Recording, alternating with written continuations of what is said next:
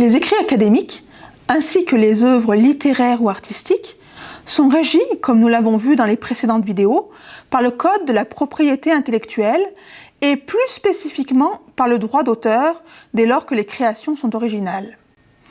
Y contrevenir, c'est risquer d'être accusé de plagiat ou de contrefaçon. Mais au fait, quelle différence existe-t-il entre les deux?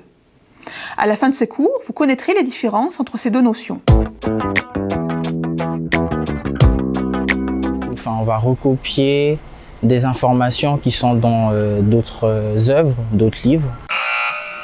Pour moi, le plagiat, c'est le fait de recopier des écrits, une œuvre qui n'est pas la sienne.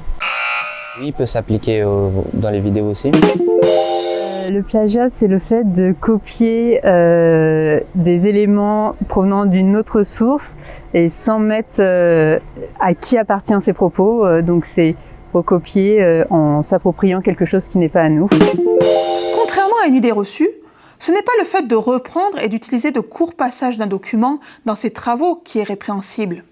Cette pratique est d'ailleurs largement encouragée à l'université et se situe au cœur même du processus de production scientifique. Non, ce qui est interdit, c'est de le faire sans citer le document originel, en faisant ou en laissant croire que les idées ou les textes reproduits sont les vôtres. Le plagiat, contrairement à la contrefaçon, ne fait pas l'objet d'une définition juridique. Il relève d'ailleurs d'un vocabulaire qui est plutôt issu de la critique artistique et littéraire que des sciences juridiques à proprement parler. Il porte en lui une condamnation d'ordre moral, le plagiaire faisant état de son peu d'éthique en contrevenant au code déontologique de son milieu, ici le milieu académique. Le plagiat peut être bien sûr lié à la contrefaçon, mais il ne se confond pas avec elle. C'est une des modalités de la contrefaçon parmi d'autres.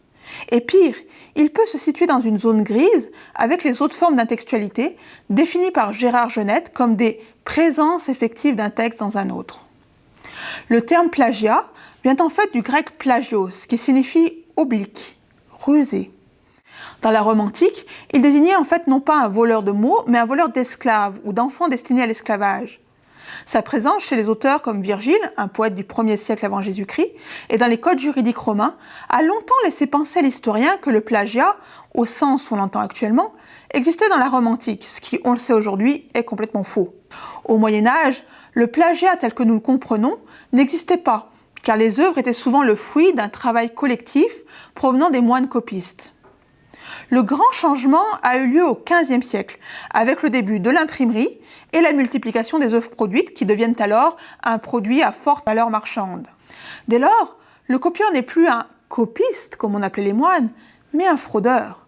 Et il semblerait que le terme plagiaire, au sens de voleur d'œuvres d'autrui, soit apparu en 1555. Le XVIIIe siècle marque un tournant avec le développement de la notion d'individu.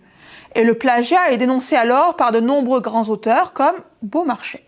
Avec l'ouverture des champs de recherche, la numérisation des matériaux et la mise en ligne des débats scientifiques, des études et des projets de recherche, il fragilise aujourd'hui la recherche scientifique.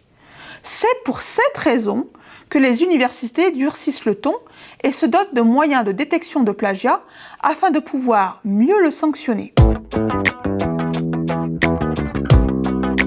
Je dirais que la contrefaçon au niveau académique, c'est de recopier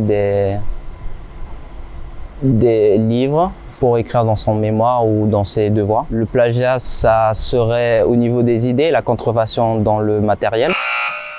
Alors, pour moi, la contrefaçon académique, c'est on transforme un petit peu pour dire que c'est différent, mais voilà, en reprenant des idées, des choses déjà préexistantes sans donner ses sources. La contrefaçon au niveau académique.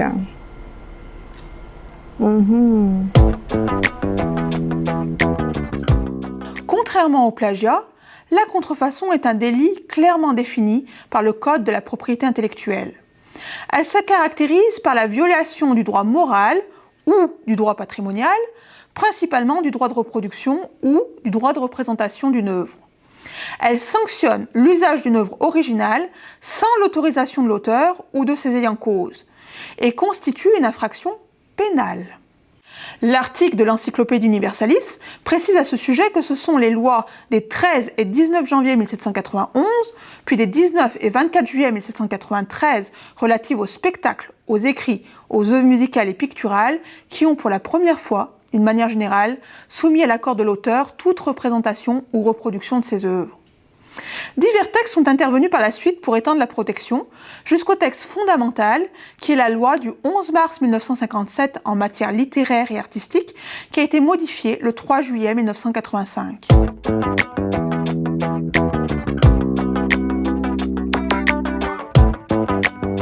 Réécrire 3 lignes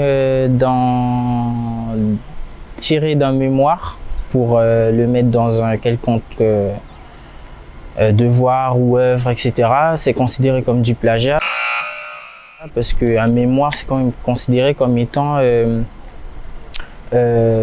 œuvre scientifique et donc du coup, il faut quand même citer la personne qui a sorti telle ou telle idée.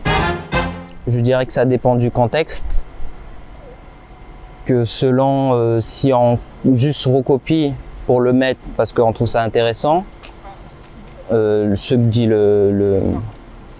l'auteur, et expliquer pourquoi on trouve ça intéressant, je trouve pas que c'est du plagiat.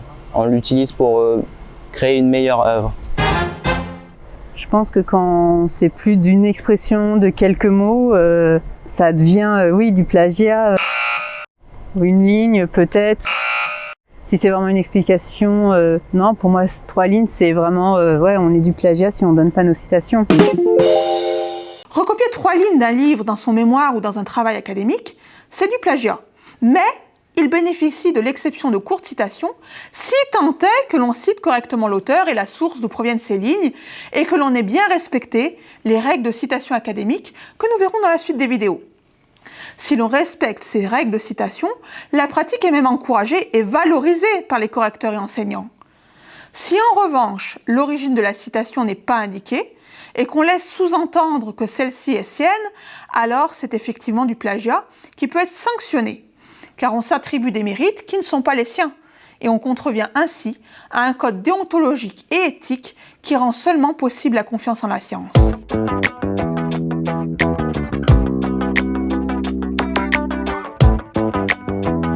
Là, c'est du plagiat beaucoup plus. Voilà, c'est 3 pages, c'est presque, ouais, c'est une grosse quantité. Recopier 3 pages entières d'un livre dans son mémoire ou dans un travail universitaire, c'est également du plagiat, mais il peut aussi bénéficier de l'exception de courtes citations à certaines conditions. Ces 3 pages doivent en fait représenter un court extrait de l'œuvre d'origine, qu'on appelle œuvre citée, et du mémoire, qu'on appelle œuvre citante. Il faut donc tenir compte de l'œuvre citée et de l'œuvre citante et respecter les principes généraux des citations. De plus, les 3 pages ne doivent pas être citées les unes à la suite des autres. Elles doivent être incorporées dans le mémoire ou la thèse à des endroits différents, car la citation est là pour illustrer et non pas pour faire le travail. Or, 3 pages qui se suivent empruntées à l'œuvre originale ne constituent pas une illustration. En tout état de cause, la reprise de l'intégralité d'une œuvre, même courte et sous forme de citation, est interdite et constitue de la contrefaçon par reproduction. Dans ce cas, pour ne pas relever du délit de contrefaçon, il faut soit disposer des droits sur le document, dans le cadre d'un accord explicite de l'auteur, si celui-ci est placé sous copyright, ou que le document ait été placé de manière explicite sous licence libre par son auteur. Il en est de même pour les images, les graphiques, les schémas, les données d'un document. Il faut bien comprendre que tout est, par défaut, protégé par le copyright ou le droit d'auteur français classique.